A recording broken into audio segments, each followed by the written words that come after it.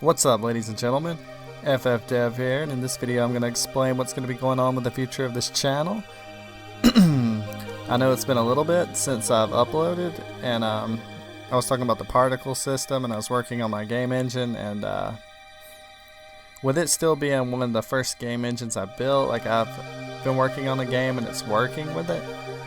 However, I think I'm going to take a brand new approach with the game engine. I'm going to start from scratch and do an entity component system approach, because after studying and practicing with it, it's going to be a lot easier than the way I'm doing it. Like the way that the engine is right now, it works, but it's just too difficult to work with.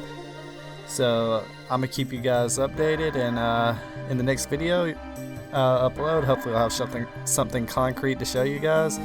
And you'll see like what I'm talking about much easier to use, because the engine as it is right now is just a complete mess. So I'll see you guys in the next video. Later.